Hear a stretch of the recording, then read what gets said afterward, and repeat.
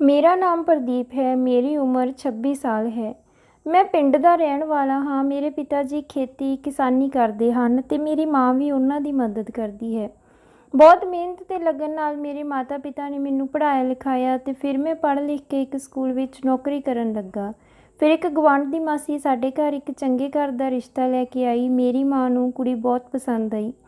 1 ਮਹੀਨੇ ਦੇ ਅੰਦਰ ਹੀ ਮੇਰਾ ਵਿਆਹ ਹੋ ਗਿਆ। ਮੇਰੀ ਪਤਨੀ ਦਾ ਨਾਮ ਨੇਹਾ ਹੈ। ਮੈਂ ਅਤੇ ਮੇਰੀ ਪਤਨੀ ਬਹੁਤ ਖੁਸ਼ ਰਹਿੰਦੇ ਸੀ। ਮੇਰੀ ਪਤਨੀ ਨੂੰ ਸੀਰੀਅਲ ਦੇਖਣ ਦਾ ਬਹੁਤ ਸ਼ੌਂਕ ਸੀ। ਉਹ ਘਰ ਦੇ ਸਾਰੇ ਕੰਮ ਕਰਕੇ ਸੀਰੀਅਲ ਦੇਖਣ ਬੈਠ ਜਾਂਦੀ ਸੀ। ਪਰ ਇੱਕ ਦਿਨ ਅਚਾਨਕ ਰਾਤ ਨੂੰ ਮੇਰੀ ਅੱਖ ਖੁੱਲ੍ਹੀ ਤਾਂ ਮੈਂ ਦੇਖਿਆ ਕਿ ਮੇਰੀ ਪਤਨੀ ਰਾਤ ਨੂੰ ਮੋਬਾਈਲ ਲੈ ਕੇ ਬੈਠੀ ਹੈ। ਤਾਂ ਮੈਂ ਉਸਨੂੰ ਪੁੱਛਿਆ ਕਿ ਇੰਨੀ ਰਾਤ ਨੂੰ ਮੋਬਾਈਲ 'ਤੇ ਕੀ ਕਰ ਰਹੀ ਹੈ। ਤਾਂ ਉਹ ਕਹਿਣ ਲੱਗੀ ਕਿ ਮੈਂ ਸੀਰੀਅਲ ਦੇਖ ਰਹੀ ਹਾਂ।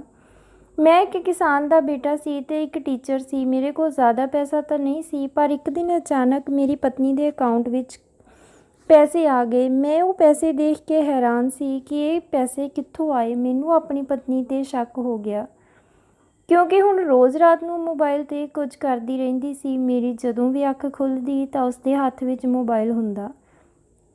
ਇੱਕ ਦਿਨ ਤਾਂ ਉਹ ਕਮਰੇ ਵਿੱਚ ਨਹੀਂ ਸੀ, ਸਗੋਂ ਦੂਜੇ ਕਮਰੇ ਵਿੱਚ ਫ਼ੋਨ ਲੈ ਕੇ ਬੈਠੀ ਸੀ। ਜਦੋਂ ਉਹ ਕਮਰੇ ਵਿੱਚ ਆਉਣ ਲੱਗੀ ਤਾਂ ਮੈਂ ਵੀ ਸੌਣ ਦਾ ਨਾਟਕ ਕੀਤਾ।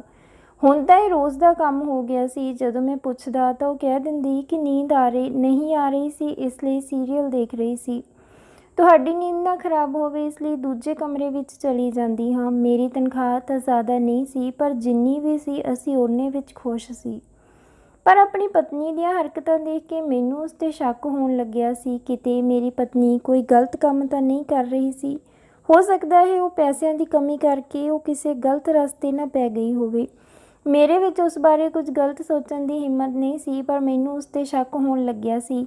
ਮੇਰੇ ਦਿਮਾਗ ਵਿੱਚ ਬਹੁਤ ਕੁਝ ਚੱਲ ਰਿਹਾ ਸੀ। ਮੈਂ ਬੱਚਿਆਂ ਨੂੰ ਵੀ ਧਿਆਨ ਨਾਲ ਨਹੀਂ ਪੜ੍ਹਾ ਰਿਹਾ ਸੀ।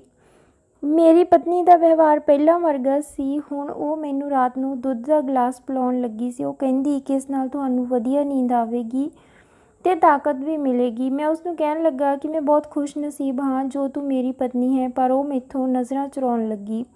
ਉਸ ਦੇ ਚਿਹਰੇ 'ਤੇ ਅਜੀਬ ਜਿਹੀ ਮੁਸਕਰਾਹਟ ਸੀ, ਪਰ ਮੈਂ ਇਸ ਨੂੰ ਆਪਣਾ ਵਹਿਮ ਸਮਝ ਕੇ ਭੁੱਲ ਗਿਆ। ਉਹ ਰੋਜ਼ ਮੈਨੂੰ ਦੁੱਧ ਪਿਲਾਉਣ ਲੱਗੀ, ਜਿਸ ਨੂੰ ਪੀ ਕੇ ਮੈਨੂੰ ਗੂੜ੍ਹੀ ਨੀਂਦ ਆ ਜਾਂਦੀ। ਮੇਰਾ ਸ਼ੱਕ ਵੱਧਦਾ ਜਾ ਰਿਹਾ ਸੀ। ਮੈਂ ਆਪਣੀ ਪਤਨੀ ਨੂੰ ਬਹੁਤ ਪਿਆਰ ਕਰਦਾ ਸੀ, ਇਸ ਲਈ ਉਸਦੀ ਬੇਵਫਾਈ ਬਾਰੇ ਸੋਚ ਕੇ ਵੀ ਮੇਰਾ ਦਿਲ ਤੜਫ ਉੱਠਦਾ। ਮੈਂ ਰਾਤ ਨੂੰ ਦੁੱਧ ਪੀ ਕੇ ਸੌਂਦਾ, ਫਿਰ ਸਵੇਰੇ ਹੀ ਉੱਠਦਾ।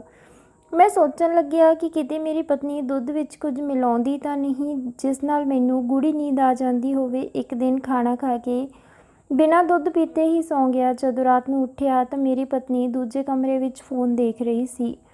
ਮੈਂ ਇੱਕ ਇੱਜ਼ਤਦਾਰ ਮਰਦ ਸੀ। ਮੈਂ ਇਹ ਸਭ ਬਰਦਾਸ਼ਤ ਕਰਨਾ ਮੇਰੇ ਵੱਸੋਂ ਬਾਹਰ ਸੀ। ਸਭ ਕੁਝ ਮੇਰੀਆਂ ਅੱਖਾਂ ਸਾਹਮਣੇ ਇੱਕ ਫਿਲਮ ਦੀ ਤਰ੍ਹਾਂ ਚੱਲ ਰਿਹਾ ਸੀ। ਹੁਣ ਤਾਂ ਮੇਰੀ ਪਤਨੀ ਮੇਰੇ ਨਾਲ ਜ਼ਿਆਦਾ ਗੱਲ ਵੀ ਨਹੀਂ ਕਰਦੀ ਸੀ। ਸਮੇਂ ਦੇ ਨਾਲ ਨਾਲ ਸਾਡੇ ਵਿੱਚ ਦੂਰੀ ਵੱਧ ਰਹੀ ਸੀ। ਹੁਣ ਮੈਂ ਸੱਚ ਪਤਾ ਕਰਨ ਦਾ ਮਨ ਬਣਾ ਲਿਆ ਸੀ ਅਤੇ ਇਹ ਵੀ ਮਨ ਬਣਾ ਲਿਆ ਸੀ ਕਿ ਜੇ ਮੇਰੀ ਪਤਨੀ ਕੋਈ ਗਲਤ ਕੰਮ ਕਰਦੀ ਹੋਈ ਤਾਂ ਮੈਂ ਬਿਨਾਂ ਕੁਝ ਸੋਚੇ ਸਮਝੇ ਉਸਨੂੰ ਛੱਡ ਦੇਵਾਂਗਾ, ਕਿਉਂਕਿ ਕਿਸੇ ਚਰਿੱਤਰਹੀਣ ਔਰਤ ਨਾਲ ਰਹਿਣਾ ਮੇਰੇ ਲਈ ਬਹੁਤ ਮੁਸ਼ਕਿਲ ਸੀ। ਹੁਣ ਤਾਂ ਉਹ ਮੇਰੇ ਵੱਲ ਜ਼ਿਆਦਾ ਧਿਆਨ ਨਾ ਦਿੰਦੀ। ਉਸਨੂੰ ਤਾਂ ਬਸ ਇਹ ਹੁੰਦਾ ਕਿ ਮੈਂ ਦੁੱਧ ਪੀ ਕੇ ਜਲਦੀ ਸੌਂ ਜਾਵਾਂ ਤਾਂ ਕਿ ਉਹ ਆਪਣੇ ਮੋਬਾਈਲ 'ਤੇ ਲੱਗ ਜਾਵੇ। ਉਸ ਦਿਨ ਜ਼ਿਆਦਾਤਰ ਸੁੱਤੀ ਰਹਿੰਦੀ ਅਤੇ ਰਾਤ ਨੂੰ ਫ਼ੋਨ 'ਤੇ ਲੱਗੀ ਰਹਿੰਦੀ, ਜਿਵੇਂ ਕਿ ਉਸਨੂੰ ਇਸ ਕੰਮ ਦਾ ਚਸਕਾ ਪੈ ਗਿਆ ਹੋਵੇ। ਮੈਨੂੰ ਉਸ ਤੋਂ ਨਫ਼ਰਤ ਹੋਣ ਲੱਗੀ ਸੀ। ਮੈਨੂੰ ਲੱਗਦਾ ਕਿ ਉਹ ਫ਼ੋਨ 'ਤੇ ਗੈਰ ਮਰਦਾਂ ਨਾਲ ਮਨ ਬਹਿਲਾਉਂਦੀ ਹੈ। ਕਿ ਮੇਰੇ ਪਿਆਰ ਵਿੱਚ ਕੋਈ ਕਮੀ ਰਹਿ ਗਈ ਸੀ ਜੋ ਮੇਰੀ ਪਤਨੀ ਇਸ ਤਰ੍ਹਾਂ। ਮੈਂ ਤਾਂ ਉਸਦੀ ਬਹੁਤ ਇੱਜ਼ਤ ਕਰਦਾ ਸੀ। ਫਿਰ ਇੱਕ ਦਿਨ ਮੈਂ ਘਰ ਦਾ ਇੰਟਰਨੈੱਟ ਕਨੈਕਸ਼ਨ ਕਟਵਾ ਦਿੱਤਾ। ਮੈਂ ਦੇਖਣਾ ਚਾਹੁੰਦਾ ਸੀ ਕਿ ਫਿਰ ਨੇਹਾ ਕੀ ਕਰਦੀ ਹੈ। ਜਦੋਂ ਮੈਂ ਘਰ ਆਇਆ ਤਾਂ ਉਹ ਪਰੇਸ਼ਾਨ ਲੱਗ ਰਹੀ ਸੀ। ਫਿਰ ਉਹ ਮੈਨੂੰ ਕਹਿਣ ਲੱਗੀ ਕਿ ਇੰਟਰਨੈੱਟ ਨਹੀਂ ਚੱਲ ਰਿਹਾ, ਤਾਂ ਮੈਂ ਕਿਹਾ ਕਿ ਕੋਈ ਖਰਾਬੀ ਹੋਵੇਗੀ। ਤੂੰ ਪਰੇਸ਼ਾਨ ਕਿਉਂ ਹੋ ਰਹੀ ਹੈ? 1-2 ਦਿਨ ਤੱਕ ਚੱਲ ਪਵੇਗਾ। ਜੇ ਤੂੰ ਸੀਰੀਅਲ ਨਹੀਂ ਵੀ ਦੇਖੇਂਗੀ ਤਾਂ ਕੀ ਫਰਕ ਪੈਂਦਾ ਹੈ? ਸਾਰਾ ਦਿਨ ਸੀਰੀਅਲ ਹੀ ਦੇਖਦੀ ਰਹਿੰਦੀ ਹੈ। ਥੋੜ੍ਹਾ ਧਿਆਨ ਪਰਿਵਾਰ ਵੱਲ ਵੀ ਕਰ ਲੈ।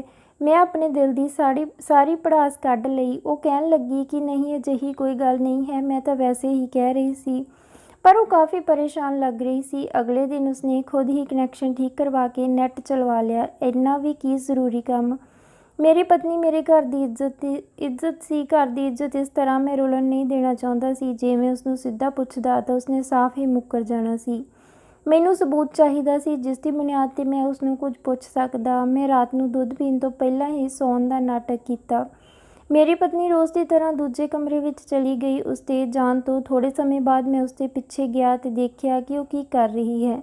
ਜਿਵੇਂ ਮੈਂ ਸੋਚਿਆ ਸੀ ਅਜਿਹਾ ਤਾਂ ਬਿਲਕੁਲ ਨਹੀਂ ਹੋਇਆ। ਉਹ ਮੋਬਾਈਲ ਦੇ ਸਾਹਮਣੇ ਬੈਠ ਗਈ। ਉਸਨੇ ਸੀਰੀਅਲ ਨਹੀਂ ਲਗਾਇਆ, ਸਗੋਂ ਕਿਸੇ ਨੂੰ ਵੀਡੀਓ ਕਾਲ ਕੀਤੀ। ਸਾਹਮਣੇ ਦੋ ਮਰਦ ਉਸ ਨਾਲ ਗੱਲਾਂ ਕਰ ਰਹੇ ਸਨ। ਇਹ ਦੇਖ ਕੇ ਮੈਨੂੰ ਬਹੁਤ ਗੁੱਸਾ ਆਇਆ ਕਿ ਮੇਰੀ ਪਤਨੀ ਅਜਿਹਾ ਕਿਵੇਂ ਕਰ ਸਕਦੀ ਹੈ। ਮੇਰੀ ਪਿੱਠ ਪਿੱਛੇ ਇੱਕ ਨਹੀਂ ਦੋ ਮਰਦਾਂ ਨਾਲ ਚੱਕਰ ਚਲਾ ਰਹੀ ਹੈ। ਇਹ ਦੇਖ ਕੇ ਮੈਂ ਉਸਨੂੰ ਗੁੱਸੇ ਵਿੱਚ ਉੱਚੀ ਬੋਲਣ ਲੱਗਿਆ। ਮੈਨੂੰ ਦੇਖ ਕੇ ਉਸਨੇ ਕਾਲ ਕੱਟ ਦਿੱਤੀ। ਮੈਂ ਉਸਨੂੰ ਕਿਹਾ ਕਿ ਇਹ ਤੇਰਾ ਸੀਰੀਅਲ ਹੈ, ਤੂੰ ਹਰ ਵੇਲੇ ਮੈਨੂੰ ਝੂਠ ਬੋਲਦੀ ਹੈ, ਮੇਰੀ ਪਿੱਠ ਪਿੱਛੇ ਇਹ ਗੁਲ ਖਿਲਾ ਰਹੀ ਹੈ। ਮੇਰੀ ਪਤਨੀ ਇਹ ਗੱਲਾਂ ਸੁਣ ਕੇ ਸ਼ਰਮਿੰਦਾ ਹੋ ਗਈ, ਕਹਿਣ ਲੱਗੀ ਕਿ ਇੱਕ ਵਾਰ ਮੇਰੀ ਗੱਲ ਸੁਣ ਲਵੋ। ਮੈਂ ਕਿਹਾ ਇੰਨਾ ਸਭ ਦੇਖਣ ਤੋਂ ਬਾਅਦ ਮੈਂ ਕੁਝ ਨਹੀਂ ਸੁਣਨਾ। ਉਹ ਕਹਿਣ ਲੱਗੀ ਕਿ ਇੱਕ ਵਾਰ ਮੇਰੀ ਗੱਲ ਸੁਣ ਲਵੋ, ਉਸ ਤੋਂ ਬਾਅਦ ਫੈਸਲਾ ਤੁਹਾਡਾ ਹੋਵੇਗਾ। ਮੈਂ ਜਦੋਂ ਵਿਆਹ ਕਰਕੇ ਇਸ ਘਰ ਵਿੱਚ ਆਈ ਤਾਂ ਬਹੁਤ ਖੁਸ਼ ਸੀ, ਪਰ ਵੱਧਦੀਆਂ ਜ਼ਰੂਰਤਾਂ ਅਤੇ ਪੈਸਿਆਂ ਦੀ ਕਮੀ ਕਰਕੇ ਮੈਂ ਇਹ ਕੰਮ ਸ਼ੁਰੂ ਕੀਤਾ। ਤੁਸੀਂ ਤਾਂ ਪਹਿਲਾਂ ਹੀ ਪਰੇਸ਼ਾਨ ਰਹਿੰਦੇ ਸੀ, ਇਸ ਲਈ ਮੈਂ ਤੁਹਾਨੂੰ ਕੁਝ ਨਾ ਕਹਿ ਸਕੀ। ਘਰ ਦੇ ਖਰਚੇ ਪੂਰੇ ਨਹੀਂ ਹੋ ਰਹੇ ਸਨ। ਮੈਨੂੰ ਮੇਰੀ ਇੱਕ ਸਹੇਲੀ ਨੇ ਇਸ ਕੰਮ ਬਾਰੇ ਦੱਸਿਆ। ਮੈਨੂੰ ਪਤਾ ਸੀ ਕਿ ਤੁਸੀਂ ਮਨਾ ਹੀ ਕਰੋਗੇ, ਇਸ ਲਈ ਮੈਂ ਚੋਰੀ ਇਹ ਕੰਮ ਕਰਨਾ ਸ਼ੁਰੂ ਕਰ ਦਿੱਤਾ ਤਾਂ ਜੋ ਮੈਂ ਵੀ ਪੈਸੇ ਕਮਾ ਸਕਾਂ, ਘਰ ਦੇ ਖਰਚਿਆਂ ਵਿੱਚ ਮਦਦ ਕਰ ਸਕਾਂ। ਇਹ ਕੰਮ ਸਿਰਫ ਆਨਲਾਈਨ ਮੇਕਅਪ ਦਾ ਸਮਾਨ ਵੇਚਣ ਦਾ ਹੈ, ਕੋਈ ਗਲਤ ਕੰਮ ਨਹੀਂ ਹੈ। ਵੀਡੀਓ ਕਾਲ ਰਾਹੀਂ ਸਾਨੂੰ ਕੰਮ ਸਮਝਾਇਆ ਜਾਂਦਾ ਹੈ ਕਿ ਕਿਸ ਤਰ੍ਹਾਂ ਸਮਾਨ ਵੇਚਣਾ ਹੈ, ਉਸ ਦੀ ਸੇਲ ਕਿਵੇਂ ਵਧਾ ਸਕਦੇ ਹਾਂ। ਮੇਰਾ ਯਕੀਨ ਮੰਨੋ, ਮੈਂ ਕੋਈ ਗਲਤ ਕੰਮ ਨਹੀਂ ਕਰ ਰਹੀ ਸੀ। ਤੁਸੀਂ ਮੈਨੂੰ ਕੰਮ ਨਾ ਕਰਨ ਦਿੰਦੇ, ਬਸ ਇਸੇ ਕਰਕੇ ਤੁਹਾਡੇ ਤੋਂ ਚੋਰੀ ਮੈਂ ਕੰਮ ਕਰਦੀ ਸੀ, ਇਸ ਲਈ ਤੁਹਾਨੂੰ ਝੂਠ ਬੋਲ ਦਿੰਦੀ ਸੀ। ਮੇਰਾ ਕੋਈ ਗਲਤ ਇਰਾਦਾ ਨਹੀਂ ਸੀ, ਮੈਂ ਤਾਂ ਬਸ ਤੁਹਾਡੀ ਮਦਦ ਕਰਨਾ ਚਾਹੁੰਦੀ ਸੀ। ਆਪਣੀ ਪਤਨੀ ਦੀਆਂ ਗੱਲਾਂ ਸੁਣ ਕੇ ਮੈਨੂੰ ਆਪਣੀ ਸੋਚ 'ਤੇ ਸ਼ਰਮ ਆ ਰਹੀ ਸੀ। ਮੈਂ ਉਸ ਨਾਲ ਨਜ਼ਰਾਂ ਨਹੀਂ ਮਿਲਾ ਪਾ ਰਿਹਾ ਸੀ। ਮੈਂ ਉਸ ਬਾਰੇ ਇੰਨਾ ਗਲਤ ਕਿਵੇਂ ਸੋਚ ਸਕਦਾ ਸੀ। ਮੇਰੀ ਨਾਂਹ ਦੇ ਡਰ ਕਾਰਨ ਉਸਨੇ ਮੈਨੂੰ ਝੂਠ ਬੋਲਿਆ। ਜੇ ਮੈਂ ਉਸਨੂੰ ਪਹਿਲਾਂ ਤੋਂ ਕੰਮ ਕਰਨ ਦੀ ਆਜ਼ਾਦੀ ਦਿੰਦਾ ਤਾਂ ਸ਼ਾਇਦ ਅਜਿਹਾ ਵੇਲਾ ਕਦੇ ਨਾ ਆਉਂਦਾ। ਚੰਗਾ ਹੋਇਆ ਕਿ ਮੈਂ ਗੁੱਸੇ ਵਿੱਚ ਉਸਨੂੰ ਕੋਈ ਗਲਤ ਸਵਾਲ ਨਹੀਂ ਪੁੱਛਿਆ, ਨਹੀਂ ਤਾਂ ਉਸਦੀਆਂ ਨਜ਼ਰਾਂ ਵਿੱਚ ਮੇਰੀ ਕੀ ਇੱਜ਼ਤ ਰਹਿ ਜਾਂਦੀ। ਸ਼ਾਇਦ ਉਹ ਮੈਨੂੰ ਕਦੇ ਮਾफ़ ਨਾ ਕਰਦੀ, ਪਰ ਮੈਂ ਉਸ ਤੋਂ ਮਾफ़ੀ ਮੰਗੀ। ਹੁਣ ਉਹ ਮੇਰੇ ਸਾਹਮਣੇ ਹੀ ਆਪਣਾ ਕੰਮ ਕਰਦੀ ਹੈ ਤੇ ਕਦੇ-ਕਦੇ ਮੈਂ ਵੀ ਉਸਦੀ ਮਦਦ ਕਰ ਦਿੰਦਾ ਹਾਂ। ਦੋਸਤੋ, ਰਿਸ਼ਤੇ ਵਿੱਚ ਵਿਸ਼ਵਾਸ ਬਹੁਤ ਜ਼ਰੂਰੀ ਹੈ। ਮੇਰੀ ਪਤਨੀ ਨੂੰ ਮੇਰੇ 'ਤੇ ਵਿਸ਼ਵਾਸ ਕਰਕੇ ਆਪਣੇ ਕੰਮ ਬਾਰੇ ਪਹਿਲਾਂ ਹੀ ਦੱਸਣਾ ਚਾਹੀਦਾ ਸੀ ਤੇ ਮੈਨੂੰ ਵੀ ਉਸ 'ਤੇ ਸ਼ੱਕ ਕਰਨ ਦੀ ਬਜਾਏ ਉਸ 'ਤੇ ਭਰੋਸਾ ਕਰਨਾ ਚਾਹੀਦਾ ਸੀ ਤੇ ਫਿਰ ਆਪਣੇ ਮਨ ਵਿੱਚ ਉੱਠ ਰਹੇ ਸਵਾਲ ਨੂੰ ਉਸਨੂੰ ਦੱਸ ਕੇ ਸੱਚ ਪਤਾ ਕਰਨਾ ਚਾਹੀਦਾ ਸੀ। ਸ਼ੱਕ ਨਾਲ ਬਹੁਤ ਘਰ ਤਬਾਹ ਹੋ ਜਾਂਦੇ ਹਨ। ਤਾਂ ਦੋਸਤੋ, ਇਹ ਸੀ ਅੱਜ ਦੀ ਕਹਾਣੀ। ਉਮੀਦ ਕਰਦੇ ਹਾਂ ਤੁਹਾਨੂੰ ਪਸੰਦ ਆਈ ਹੋਵੇਗੀ। ਤਾਂ ਵੀਡੀਓ ਨੂੰ ਲਾਈਕ ਤੇ ਸ਼ੇਅਰ ਜ਼ਰੂਰ ਕਰ ਦਿਓ ਤੇ ਚੈਨਲ ਨੂੰ ਵੀ ਜ਼ਰੂਰ ਸਬਸਕ੍ਰਾਈਬ ਕਰਿਓ।